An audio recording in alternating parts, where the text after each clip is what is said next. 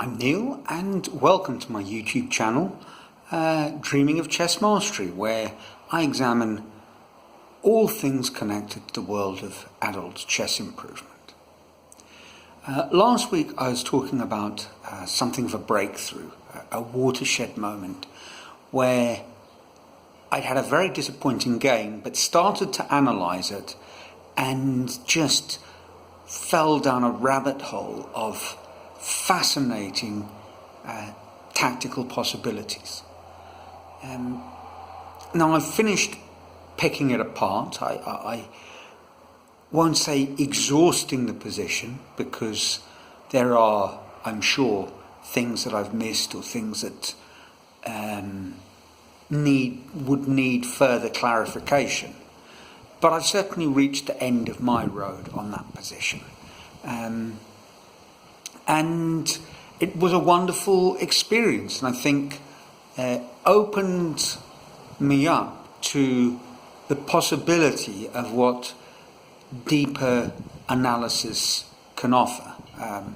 In particular, I found a string of really interesting lines, positions, that were, if nothing else, and then I use the word cautiously, but if nothing else, beautiful. And that's reason enough to do it. And I'll share my blog post, which I've completed, in the link below.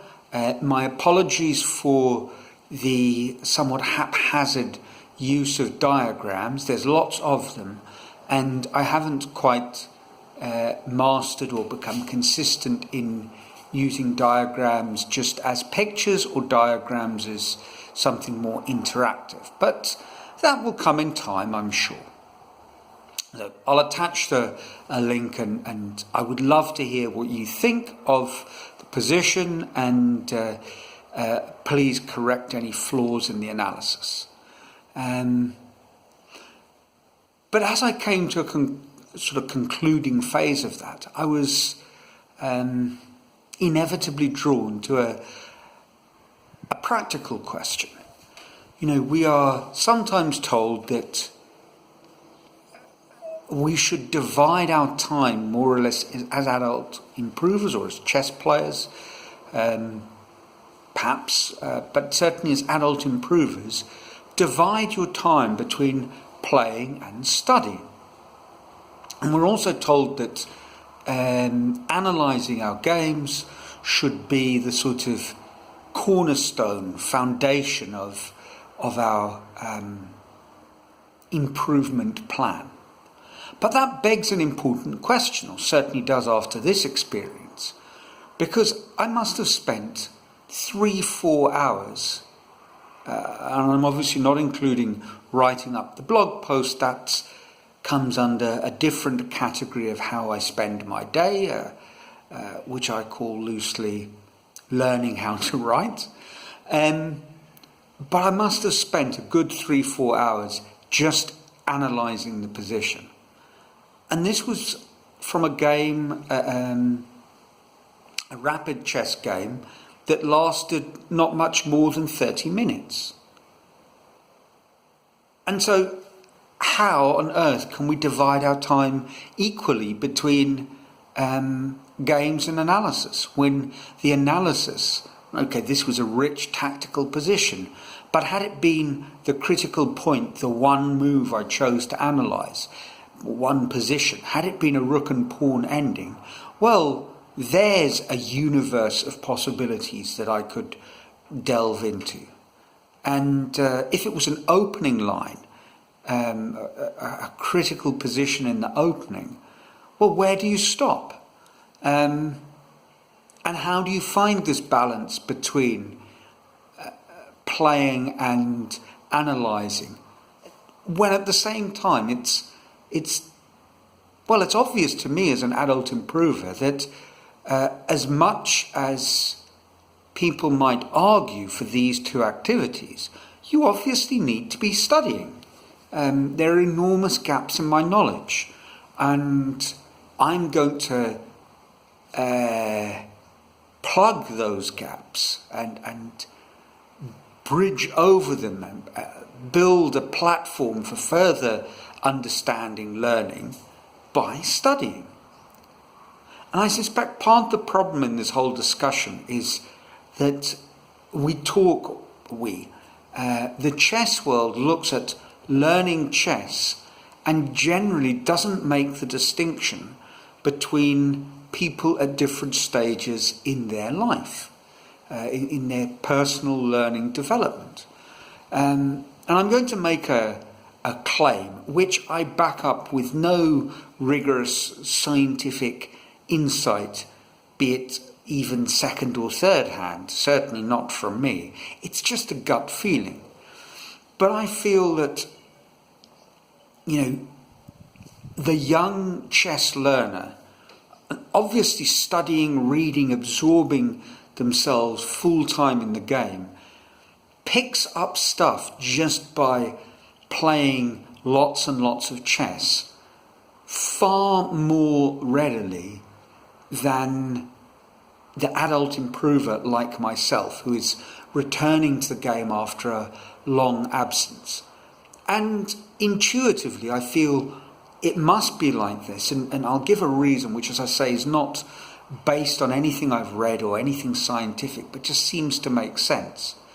Because they are kind of learning for the very first time. And they're improving fast, partly because of the amount of time they can dedicate. But the young student of the game, and certainly these players who reach strong competitive levels as youngsters, perhaps just playing a lot, or it seems that way, they are learning things for the first time. They are learning the lessons by rapid reinforcement because they're playing a lot. So what beds in is the right idea, the correct habits.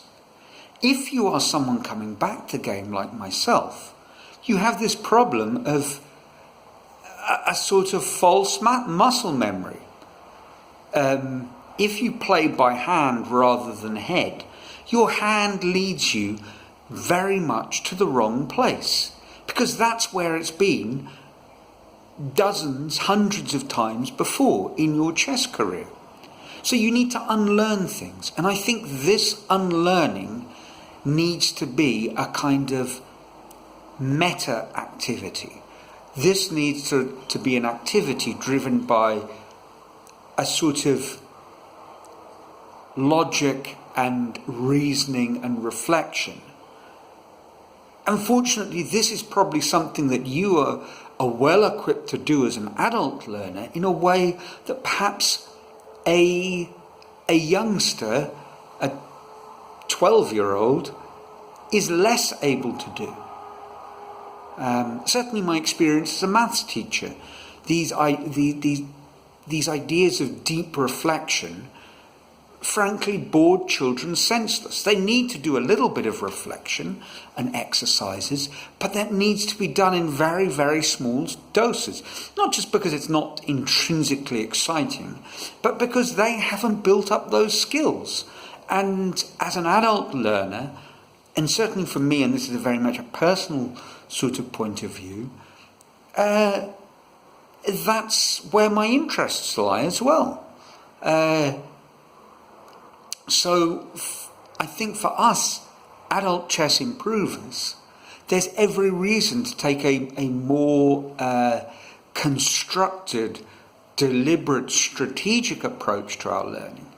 And this will involve doing activities that reflect on what we're doing in a more explicit sort of way. And obviously if we're doing that, we have less time to play practically. But I'd made the mistake, and I alluded to this in the last film, where I kind of stopped playing. I started playing again, and then there was a month had gone by, or two, and I realised I just hadn't been playing any games at all, other than the sort of entertainment blitz. So I need to get into a routine of doing that. I need to analyse the positions. Luckily this weekend, the two games I played, and I guess it's luck of the draw, I was playing against players who were sort of in the 1700 range. I don't want to say anything disparaging about 1700 strength players, because at that rating level, you know a thing or two, obviously. But in this particular case, both players fell into very simple opening, not traps, but mistakes. The first simply blundered his queen's knight pawn as black in a queen's pawn opening for none of the normal compensation. And in the second game, where he played an early f5, also a player playing black, he played h6, attacking my knight on g5, which allowed a bishop check on his king, and disaster quickly followed. Now, the fact that these two games were quick and converted reasonably accurately, I did have a quick peep at the engine, and sort of 95% accuracy. It's not hard to be accurate when you are massively ahead in material or have a very clear-cut positional advantage. So I'm going to treat those as a chance to simply start work on a physical opening repertoire, which I still haven't done. And that will give me time to finish up my second game from the weekend before that. Because what I want to do is start a weekend having cleared the decks with at most one game pending analysis, so that I don't fall into a sort of backlog which quickly becomes depressing and sort of encourages you simply to do nothing rather than maintain a consistent practice. So that's it for this week. I suppose if I was summing it up, my point is we need to play regularly, we need to find time to do that analysis, and with a sample size of one, the deep dive on one position strikes me as being the way to move forward. Perhaps in time I will do what I think Andy Soltis, the American grandmaster and prolific writer, very good chess writer, has suggested. When you're analysing the games, sort of pick 3 critical moments with questions and try and answer those. So maybe that's something to aim towards, to find 3 positions to analyse, but for the moment 1 is quite enough. Thank you very much. So that's it. I trust you're enjoying your chess, that your lives are filled with joy, and that you're safe and well. And until next week from a sunny Brazil, ciao.